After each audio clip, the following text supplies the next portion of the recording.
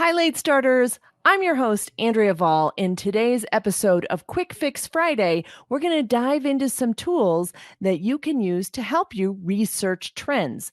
This will help you determine what type of business you might want to launch, or product or service. In episode 01, Michael Stelzner talked about researching trends to determine whether he should launch his crypto business podcast and Web3 event. So, I'm going to dive into some of my favorite tools that you can use to analyze trends. Oh my God, are we trending? Hello, dreamers. Welcome to the Late Starters Club, giving you the inspiration, mindset, and tools you need to start something midlife and beyond. Remember, it's never too late to follow your dreams.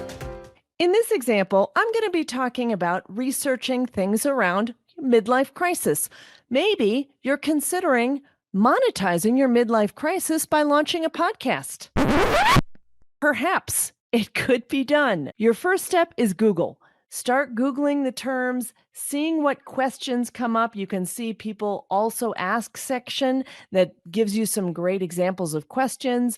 You can see exactly how many search results you're getting. In this case, when I use midlife crisis, I get 26 million search results for that term. You may want to put a longer tail on that, put some more terms in there, see what you get to get a little bit more specific. And I definitely encourage you to go beyond the first page of Google to page 2 of Google or even 3 of Google. That's where they bury the dead bodies. It's always interesting to see what other content comes up on those other pages. Another tool that is similar that gives you some good questions people are asking is a tool called answerthepublic.com. When you put in a search term such as midlife crisis, you'll get some results around things people are asking about, such as why midlife crisis happens, what does a midlife crisis look like, and is midlife crisis a myth? No, it is not a myth. I'll just answer that one right away. Okay. There's also some cool things that you can do around the data and downloading some of those terms there and kind of getting some more visual inspiration for those types of searches. One of my favorite tools for analyzing trends is Google Trends. Just go to trends.google.com. This is a free tool where you can see the trends around these terms for recently, even just such as a day or the last month, or even 5-year trends. For example, when I put in midlife crisis as a Google Trend search, I can see that it's a pretty steady search term over the past 5 years, which could indicate steady interest over time. You may be more interested in something that has an upward trend, for example, so you can get into a hot market.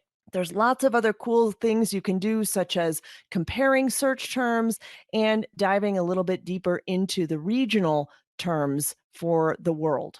Another tool that I think is absolutely awesome is Buzzsumo. And this is a paid tool, but it does have a free version that you can use to start searching around. And what Buzzsumo does is take your search term and bring up some of the most popular content on Facebook, Twitter, Pinterest, Reddit, all those types of social sites to see what's actually getting shared, what type of content is getting shared across those different social channels. Now you can go take a look at the articles that are being shared. You can dive a little bit deeper into what's being shared over time. If you have the paid tool, it's a great way to get started and see what kinds of content is really resonating around that particular topic.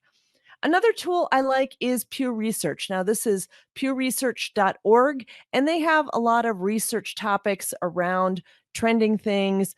They mostly focus on kind of different subcategories, such as politics, family, economy and work, things like that. But you can do a little searching and see if they've done any research around your particular topic.